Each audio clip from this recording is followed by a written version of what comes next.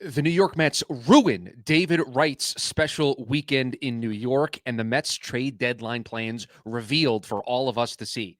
Tried to be as hyperbolic as I could there in the intro to the program. Welcome back into another edition of the Bleav in Mets podcast. Chris Schubert, Jack McKessie with you here on episode number 71 of the pod. Boy, a lot to break down. Both Jack and I were in attendance on Saturday for David Wright's number retirement. Got to watch the Mets almost forge a comeback there in the ninth. They salvaged the finale of the series against Cincinnati, and a good story in The Athletic, potentially giving us a glimpse into what the New York Mets are going to do ahead of the deadline. Jack, it was good to see you over the weekend, my friend. How are you?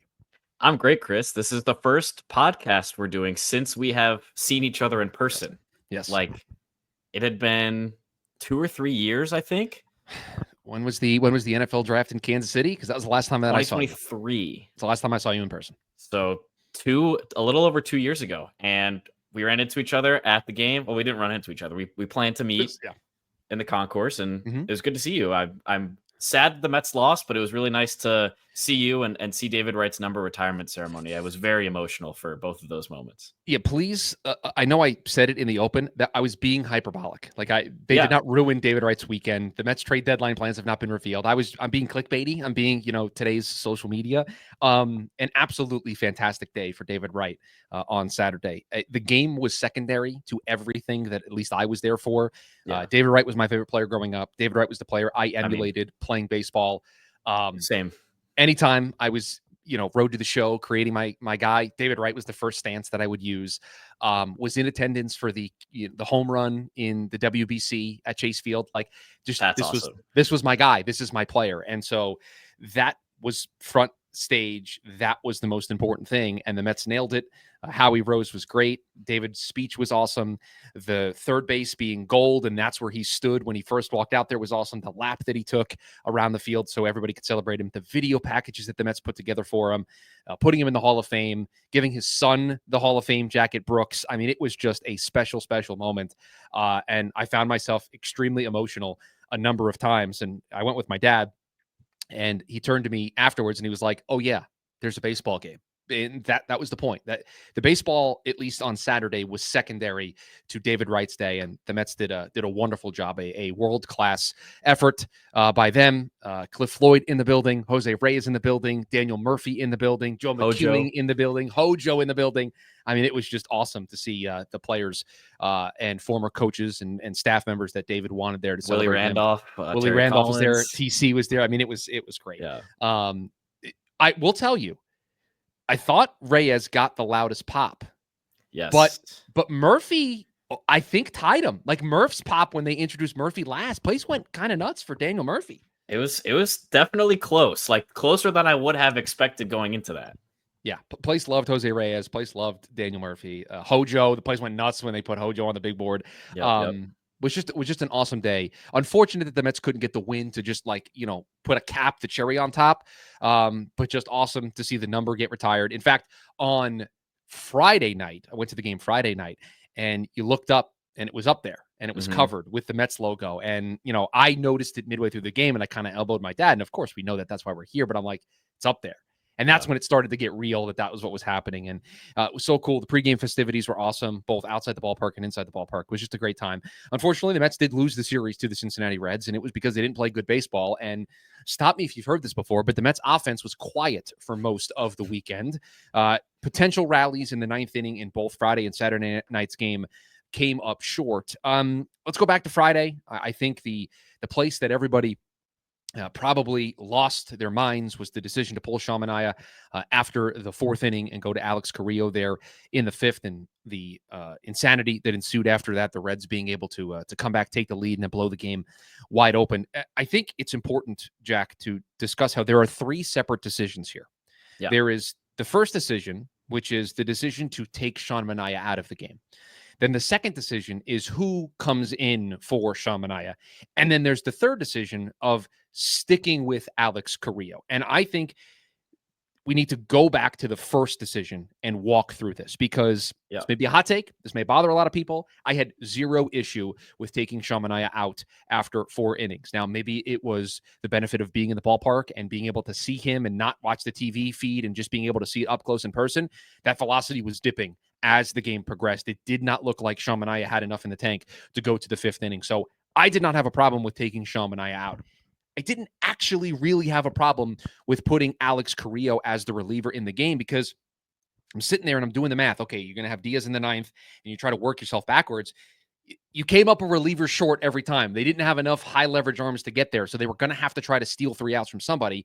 They picked that person to be Alex Carrillo. He gives up the lead. It's 3-2. The decision I have a problem with is putting Carrillo back out there for the 2nd inning. That's the one decision I have a problem with. It snowballs from there, and I will tell you, I can't explain how many people in my section did not understand that once the game went sideways, why Brendan Waddell just finished the rest of the game. They wanted Brendan Waddell out like every 2 seconds, not understanding that we're playing for tomorrow now when it's 6-7-2. Like, it's not, we're not interested in burning our high leverage reliever. So no problem taking Manaea out. Really no issue with Carrillo being the guy that gets brought in there in the 5th. The issue is bringing him back out for the 6th inning. I think that's the one mistake that I'll put on Mendy from this game. Yeah, I agree with you. I think obviously the first decision, like you said, to pull Manaea, it's his first start of the year, his 2nd appearance. Obviously, he had that game closing, what was it, like 3 2/3 or something? 3 1/3 innings City, yeah. to end the first half before the All-Star break. And then I'm with you. I think Carrillo is an easy option there, just kind of a middle reliever that got through an inning, like gave up some hard hit balls. It was weird that the first 4 or 5 hits the Reds had were all home runs, and it was not fun to watch as a Mets fan, but having him pitch the 5th, I was okay with. I think Mendy had to have this weird mental negotiation with, we're out of the All-Star break. This is the first game. Everyone's fresh in the bullpen, but we also have to think about the next 2 games in the series, and sending Carrillo back out for that 6th inning. Obviously things got really shaky, but I understand the idea of maybe we can get 2 innings from this guy. He's fresh. Maybe we can bridge the gap with Reed Garrett in the 7th and 8th, and then Diaz in the 9th, something like that, or Brazoban. But obviously, after that 5th inning, when the hard hit contact was being given up and the home runs were flying out of the park, I feel like Carrillo could have been pulled there. I don't know who else would have been available or good for that part. And then obviously Waddell closing out just made sense because he just had to do mop-up duties. But part of it is also on the offense here, Chris, because there were a lot of opportunities that they did not capitalize in either the first 2 games of the series. Yeah, and let's go back and try to remember it. I mean, there's just so much that happened over the weekend, and Saturday is just ingrained in my brain because of how cool of a day it was. Yeah. But in the 6th inning, I'm trying to see how this. So I'm sorry, I need to go back to the 5th inning, the inning where Carrillo comes into the game. He gets Trevino to fly out to center. He gets Fraley to strike out swinging. He gets the first 2 outs of the inning. So, okay, everybody wanted him out of the game at some point in that inning, but this is how the chain of events occurs. He hits Friedl with a pitch. So the lone base runner in the inning is off of a hit by pitch, not a hit, not something smacked into left center field for a double, a hit by pitch. The first 2 outs, and then a hit by pitch. Then McLean hits the home run to make it 3-2, and then he gets Ellie to strike out. Right. So first of all, he has to face 3 batters, so he has to go all the way up to Friedl anyway. He hits Friedl with a pitch. He got the first 2 outs. He's absolutely getting a chance to get McLean. So that's just a series of unfortunate events, truthfully, there in the 5th. So I have no issue with the way the 5th was handled, right? He made one mistake to McLean, who unfortunately, because of the hit by pitch in the previous at-bat, it makes it 3-2 instead of just a tie game. Right. But he strikes out Ellie De La Cruz. He gets out of it. Again, the issue that I have is having him start the 6th inning, but unfortunately, the Mets don't have a ton of high-leverage arms. So what are you supposed to do? You're losing in the game. So situation dictates I'm not going to use my high leverage arms right now. This is not a time where I'm going to use Reed Garrett or Ryan Stanek or Chris Stavinsky's kind of become a high leverage arm for this team as of late, or Edwin Diaz. I'm not using any of those guys here. So I think Mendy was put in a weird box. Again, the first 2 decisions I have zero problem with. And again, with the way that the events transpired, wasn't that big of a deal. The 6th inning was really the problem because the Mets don't really have a guy that can keep the game right there at 3-2, kind of a mid leverage arm. They tried to roll the dice with Carrillo. Again, made 2 mistakes in that last inning, the hit by pitch and the ball to McLean that he crushed, struck out 2 guys in the inning. So I can kind of understand it, but unfortunately it went sideways, the 2 home runs. Then he brought in Waddell at 6-2. And then from that point, it's, hey, Brandon, get us every out. We don't care what the score looks like. Then that moves us into Saturday's game, which I think you can look as a direct reflection of the outroar from the night before, because I think he stuck with Clay Holmes too long during Saturday's game. I think Clay Holmes was in the game longer than he should have been because of what happened the night before, because Carlos Mendoza was booed extremely heavily when he put Carrillo in the game and then took Carrillo out of the game as sort of a symbolic, why did you take Sean Manaea out? He stuck with Holmes too long, and that set up the 6th inning. Now, the 3 runs that were scored previously, I mean, 2 of them scored because Luis Torrens just threw a ball away up the right field line.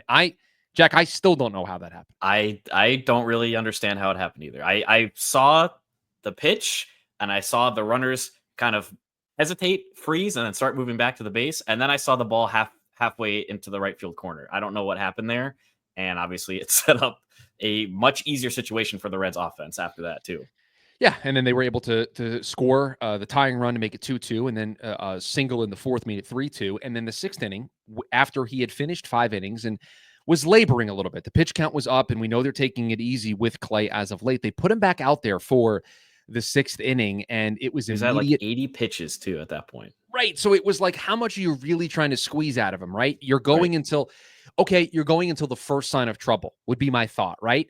Well, he walks Hayes to start the inning. That should have been it. Like, okay, Clay, we gave you a chance in the 6th.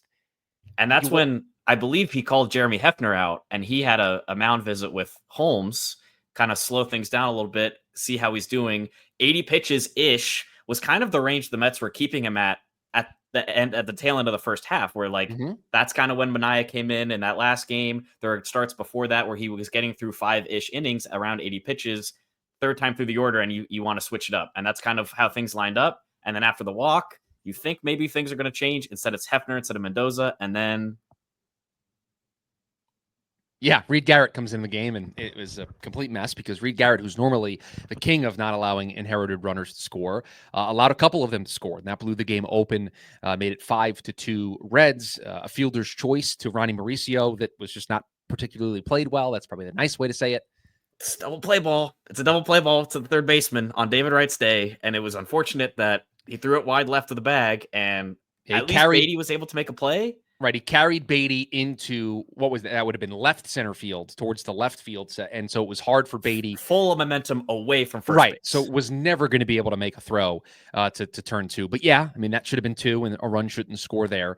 And then they add another one when Fraley doubles to make it 5-2. And then the Mets get the runs, the runners on base for Juan Soto to be the hero in extras, and that entire at bat, the pitch clock violation that was not called, the home run that was foul, but just barely foul, that would have won the game. And then the check swing call, which in the building. So just to put it into context, I was sitting about 7 or 8 rows behind home plate, just outside of the view of the broadcast feed. I was sitting 6 rows up where the netting ends on the 3rd baseline. So we had, Chris, probably the best 2 angles in the building. So where I'm sitting, Soto, since he's a lefty, he's kind of blocking my view of that side of the plate. So the check swing happens. Everyone's excited because it's Juan Soto. It's a ball. He's going to first base. Ump brings him up.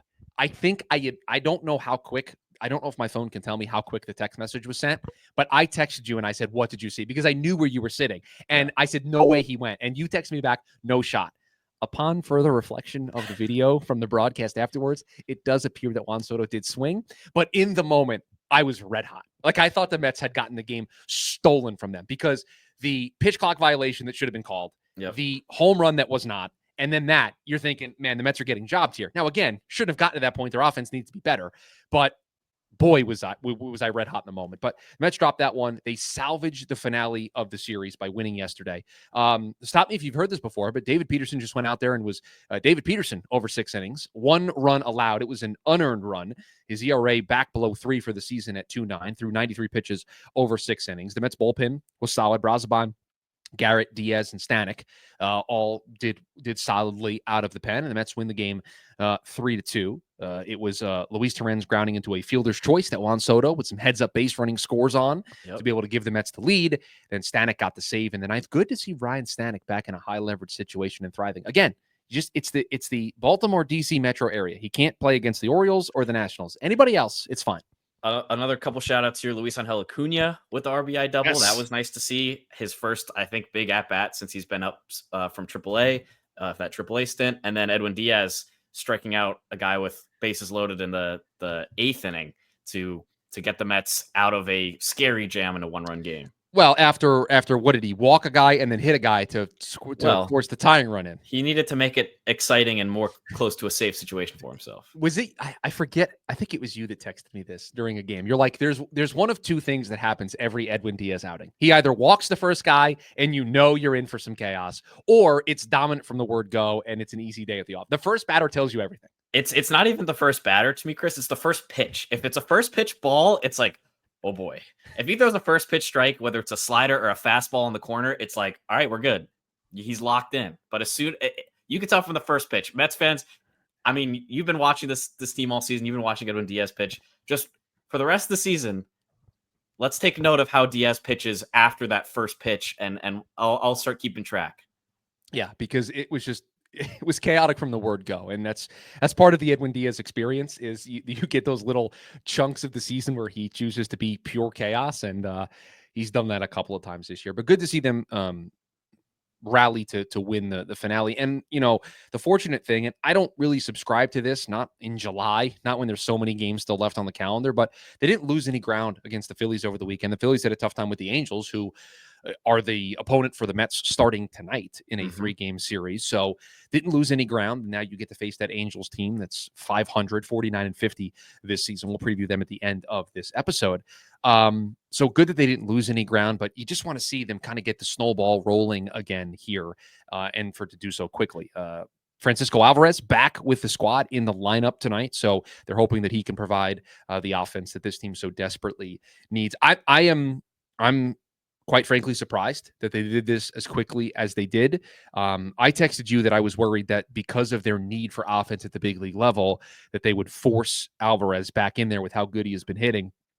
And just before we hopped on, I was listening to David Stearns' normal media availability, and he kind of said that this happened quicker than they thought, but it just became a point where Alvarez was doing everything that they needed him to do in every facet of the game, that they just couldn't avoid not calling him back up. And it's much less about where the Mets are as a franchise and where Francisco Alvarez was as a player since going down to AAA. And there was a lot of praise from Carlos Mendoza today and from David Stearns about just the work that Alvarez put in.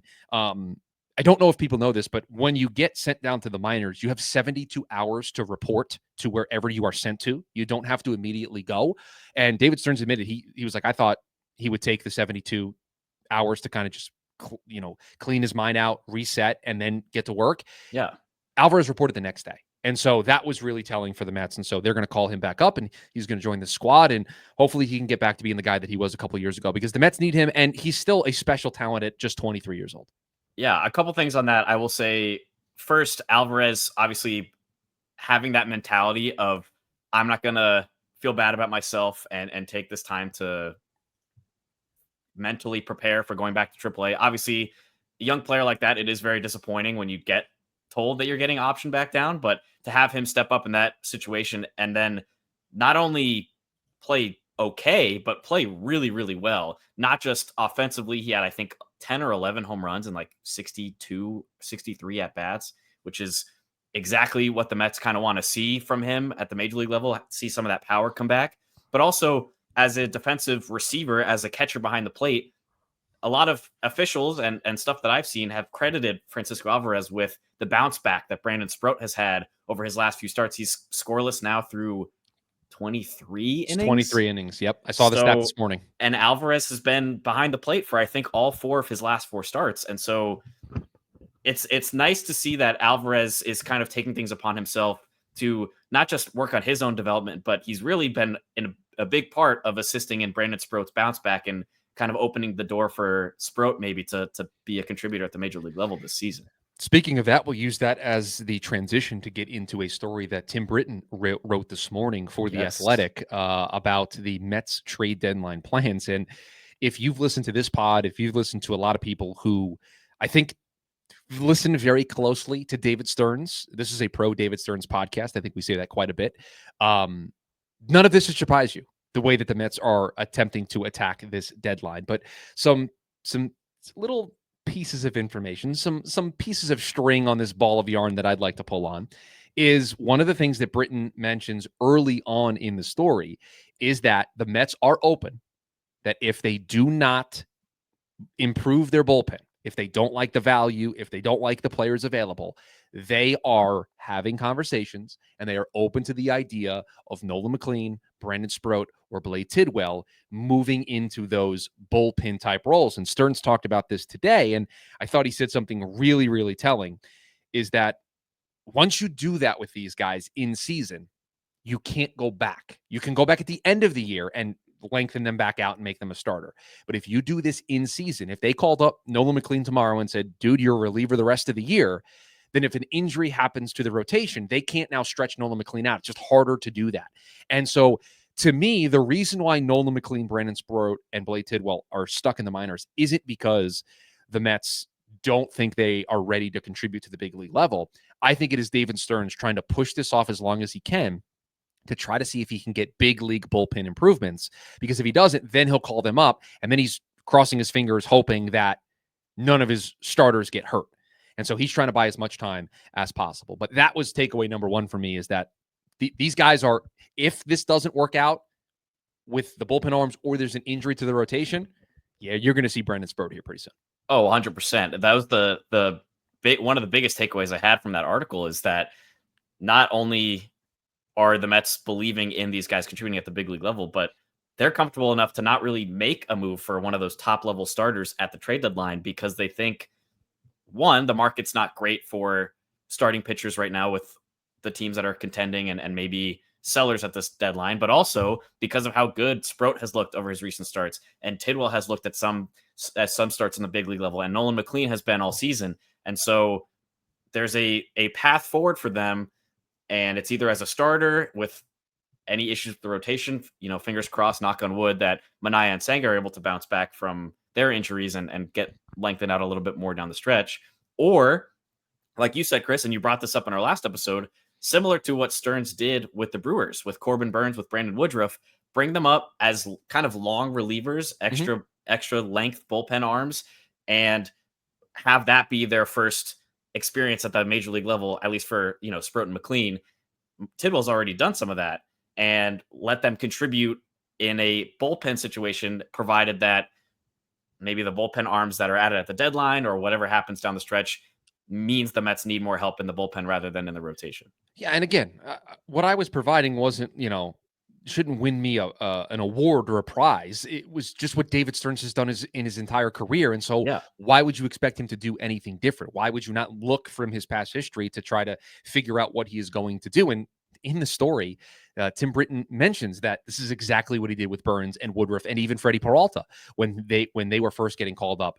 I'm sorry, this was a Will Salmon story, not a Tim Britton story. That this is what they did when they first called up those guys to the big league level. And so I'm not surprised that this is the path they're going to go. Will also points out in the story that they aren't going to address the rotation unless it is for somebody that, and I'll use Will's words here, an ace level pitcher all but guaranteed to start a playoff game. And boy, is that an incredibly high bar to clear, when right now I can think of two guys that immediately have a lockdown. They would be my starters in game 1 and game 2 of the playoffs. David Peterson and Kodai Senga would start game 1 or 2 in whatever order you wanted to put them in for me if I was starting a playoff series today. And then depending on Sean Manaea's health, he would be the guy that I have in 3. That's the group you're trying to crack. And I'm sorry, as much as I love some of the pitchers that are out there, and yes, Paul Skeens would fall into this category, Paul Skeens ain't getting traded. So there's not an upgrade that I think the Mets can make to alter this rotation. And again, I think we said this right before the season started, that David Stearns loves to keep avenues open. He loves to keep doors open, especially for position players. He doesn't like to landlock guys unless it's like no doubt Juan Soto, Francisco Lindor type, right? I think he's doing that with the pitching. I think he's trying to keep the door open because he knows Nolan McLean and Brandon Sproat and Bleav Tidwell and Jonah Tong are right around the corner to being able to contribute. So why go out there and trade for a big-time pitcher and lock yourself into that spot when you've got 4 guys that are ready to go? And so I think he's trying to do the same thing with the pitchers and threading that fine needle with pitchers where you need a bunch of them throughout the year. You need depth. You need guys that you can turn to. did not sound like a bat was in the cards. Like, it does not feel like the Mets are eagerly looking to upgrade there. So bullpen, and it's probably going to be a couple of additions to the bullpen. And then Stearns, in meeting with the media today, saw something that I immediately filed away for you for the pod. Is they asked him about what positions really haven't lived up to what he wanted them to this season, and he obviously mentioned center field. That it's not the way we intended this to go. Tyrone's playing great defensively, but they're not getting the offense. But he noted that center field is a position that, unlike maybe 2 or 3 weeks ago, he has raised the bar on what it's going to take player-wise to make an upgrade at that position. That because of the job that Jeff McNeil has done, and he doubled down and said that he is comfortable with the workload that Jeff has gotten out there in center field, and if that's the way the Mets and Carlos Mendoza wanted to deploy Jeff the rest of the season, he would not have a problem with it. That the bar now is the player that they're bringing in to play that position the bar that player has to exceed has risen over the last couple of weeks. Now, I still think Luis Robert clears any bar that the Mets would put up there for a center field upgrade. But until I see David Stearns swing and make a big splash, cannonball into the deep end at the deadline, I'll believe it when I see it. I think it's going to be these small tweaks. I said this before. It is a long-term belief of mine. You don't make big altering, life-changing moves to your roster at the deadline. You do that in the offseason. I know the biggest move that the Mets have made in recent memory, Yoenis Cespedes in 2015? Probably. Nobody thought that was the second half that Yoenis Cespedes was going to give the New York Mets. Nobody thought that those 2 months were going to go that way. They thought they were getting a nice middle-of-the-order power bat to help lengthen their lineup. They did not think they were going to get an NL MVP candidate that was going to take over the sport for 2 months. You don't expect that at the deadline. So I think for us to expect those big-time blockbusters at the deadline, it's just not going to happen. Now, you, in the pre-show, said that you want to throw out a name. Well, real quick, I do want to say something about the bats and the lineup and how things have gone so far. I think, like you said, 2 weeks ago, this lineup looked very different. Like David Stearns said, the bar has been raised for center field. We saw in person on Saturday, Jeff McNeil made a spectacular catch in center field. His bat has still been one of the best in terms of OPS that the Mets have in their lineup right now. And then Mark Vientos turning a corner has been nice to see. It feels like the lineup is getting a little bit deeper when you have a guy like that on. The second base and third base are kind of the positions that are the biggest in the air, as well as catcher. Although Alvarez coming back helps that. Luis Angel Acuna hitting doubles helps that a little bit. Brett Beatty hitting moonshots helps second base or third base as well. So that's the kind of thing that makes the Mets feel like they're comfortable there. You mentioned Luis Robert. I think some people might just look at his numbers right now, which is a 201 batting average, 289 on base, and 342 slugging, and say, ew, no, I don't want any part of that. I was in that group, and so I did some deeper digging. Luis Robert, since June 6th, a game against the Royals, a game he entered hitting 177 with a 553 OPS, or a 553 slugging. No, OPS. Yeah. Is now hitting 256, 340, 465 for an 805 OPS with 5 home runs. He would be on pace for a 30 home run season if that was a 162 game stretch. So Roberts turned a corner as well. If the Mets do want to make an upgrade there, maybe they can get him for a nice value. Elite bat speed, elite sprint speed, elite fielder. Yeah. And so you're saying, just Tyrone Taylor. Way more potential in the bat than Tyrone Taylor, right? That's the bet that you're taking. A guy that 2 years ago hit 38 home runs. A guy that last year had a down year, but still stole 23 bases, hit 14 home runs, and had a OPS that was a 657 OPS. 2 years ago, he had an 857 OPS. So you're betting on a bounce back for Luis Robert, who's only 27 years old. So again, I don't think they're going to make a big move for a bat. I think this is going to be a couple of bullpen arms, and I'm not trying to say that to tamper expectations. It's just we've now seen, what is this, the second deadline that David Stearns will have overseen, and I have not seen the big splash yet. I've just seen a guy who is very methodical, very deliberate, understanding what you can actually accomplish at a deadline versus what we all think you should do at a deadline. And they're going to roll the dice with the guys that they have. And they're going to hope. Now, if a deal blows them away and makes a ton of sense, they're going to do it, but they're not going to force themselves in order to do it. Now, they will make bullpen upgrades because I think they would rather have Nolan McLean, Brandon Sproat, and Blake Tidwell to help their rotation than to shorten those guys up and put them in the bullpen. Yeah. Or use them as, trade pieces, because another thing Will Salmon mentioned in that article is that around the league, the Mets have a good amount of respect with how their farm system looks. And there might be some higher prices for some of these guys like David Bednar or, you name a closer, a high leverage reliever for a selling team. There are only so many. And so the price is going to go up. There's might be some kind of bidding war between some teams that really are hoping to get one of these higher end guys. I know we just said the Mets don't make big moves, but I can't stop thinking about Mason Miller to Edwin Diaz in the 8th and the 9th inning. That would be phenomenal. I just can't stop thinking about it. But I think to go back to what you were trying to transition me into, Chris, the guy that I have my spotlight on, my eyes have been opened to the gospel of Caleb Ferguson. So, okay, could I just set this up a little bit before you do the deep dive? Sure. So Jack DMs me on Twitter today, and he goes, "I found him," and that's all it says at first. And then there's the next message that says, "The under the radar bullpen edition the Mets are going to love." And then it's just all it is a Statcast page that he sends me. Like, these are the conversations that we have. And Caleb Ferguson, I'll let you do it, but he checks every box for what the Mets have prioritized in pitching additions over the last 2 off seasons. And yes, I can't now stop thinking about this person being a New York Met. Like, for a lot of the offseason, we were trying to find the guy that had a lot of the under the radar, under the hood stuff, right? Like the Statcast numbers look really good. Maybe the ERA isn't great. We saw it with Frankie Montas, right? He didn't have a lot of great numbers on the surface, but when you looked into some of the details, it looked like the Mets were projecting higher upside. That is exactly what I am seeing with Caleb Ferguson right now, Chris. I looked up his Statcast page. Well, first, I looked up who are relieving pitchers that are free agents that are young, pending free agents that are young, that might be on a selling team.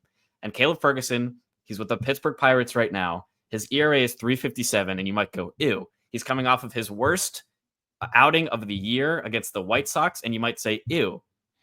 I looked into that outing, by the way, 2 soft singles, and the next reliever the Pirates brought in gave up more inherited runners. So he doesn't deserve the blame for that. But when you look at the Statcast numbers for Caleb Ferguson, his pitching run value is 82nd percentile. His fastball run value is 83rd percentile. His breaking run value, 73rd percentile. Expected ERA, 92nd percentile. His expected ERA is 2.84. Again, he has a 3.57 actual ERA. His average exit velocity is the 100th percentile. He's giving up the weakest contact of any pitcher in the major leagues, an average exit velocity of 83.1 miles an hour. And Chris, hard hit percentage, same thing, 100th percentile, 25.2% of balls off him are hard hit. He has given up 0 home runs this year. 0 home runs. There are 1, 2, 3, 4, 5, 6 relievers that have given up 0 home runs this year. And he is one of 3 of those pitchers with more than 40 innings pitched so far this season. So he's a guy that the Pirates aren't just saving him for low leverage situations. They're not just bringing him out every once in a while. He is consistently getting these outs and not giving up hard hits, not giving up home runs. And he has all of the under the hood stuff that the Mets would like. And, oh, by the way, he throws a sinker, he throws a cutter, and he has a slurve that I'm sure the Mets will try to turn into a sweeper. I'll tell you the one thing I love the most about him is that he's a lefty. And I forgot to even mention that. I know that Brooks Raley is back, and I know Brooks Raley looked good on Saturday. In fact, Brooks Raley was out on the mound when Jack and I got a chance to catch up at the ball game, and we were just marveling at how good of a job Brooks Raley was doing.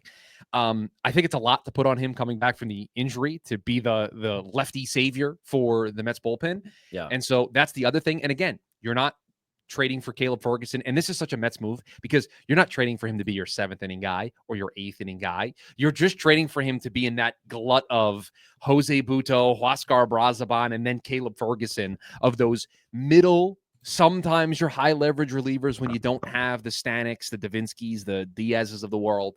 And you use those guys to bridge the gap. And so, yeah, like you sent this to me and I was like, son of a gun, I'm in. Like I am in on this move. Because it just checks all the boxes. But yeah, this is the aisle that David Stearns will shop in at the deadline. He'll have 2 or 3 of these. Yeah, I mean, like this guy, like if you have one knock on him, I guess looking at a Statcast page, it might be the walk percentage is not great. It's 45 percentile. Because that stopped the Mets before. I dove a little bit deeper into that. That was more of an early season issue. From March and April, he walked 7 guys, one of those being intentional. In the time since May through today, he has walked 7 more guys, one of those being intentional. So 6 walks in the last 2.5 months.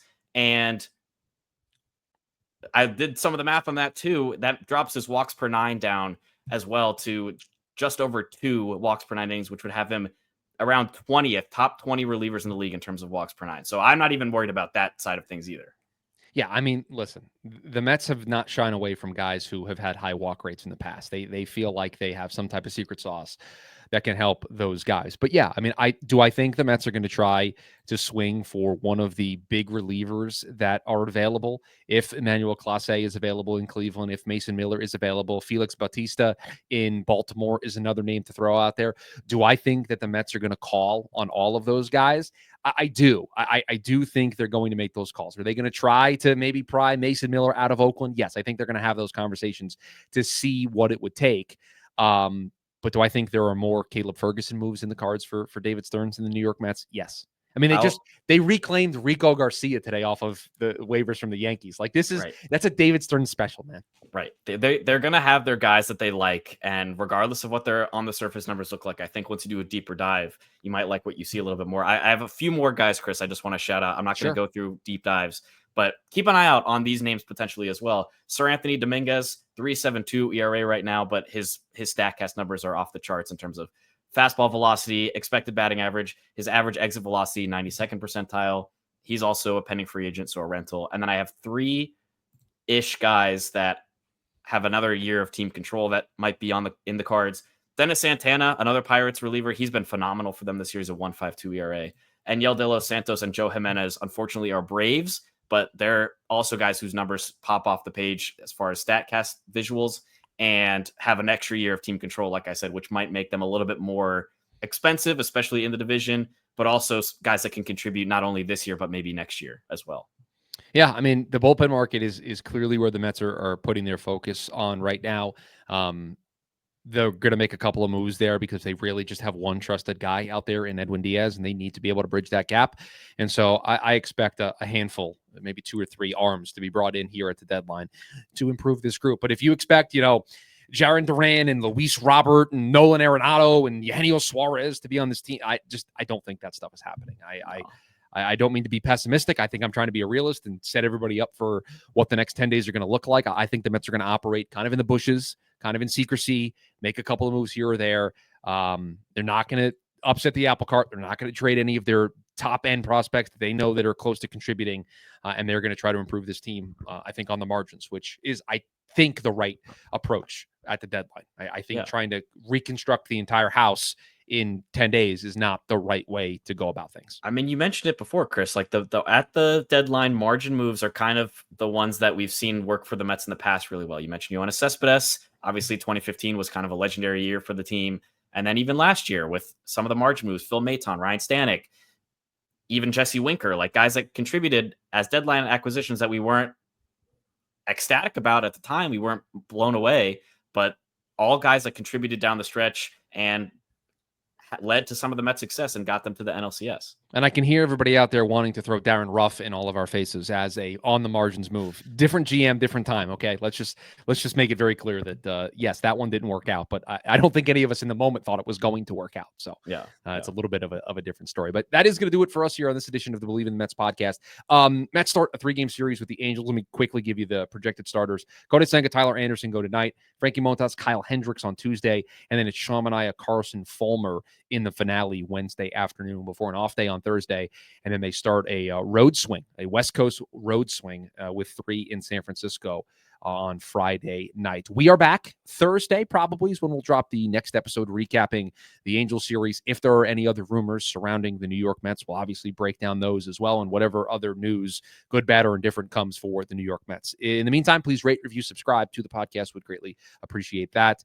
You want to watch the video version of the show, just search up Jack McKessy, McKessy on YouTube. And yes, I'm going with the clickbaity title today of the Mets ruining David Wright's weekend and the Mets trade deadline plans revealed. Jack, make sure that's the title of the episode, just so we can make people as angry as possible at our sarcastic, hyperbolic nature to opening the podcast. But we're back after the Mets finish up their series against the Angels. And as always, let's go Mets.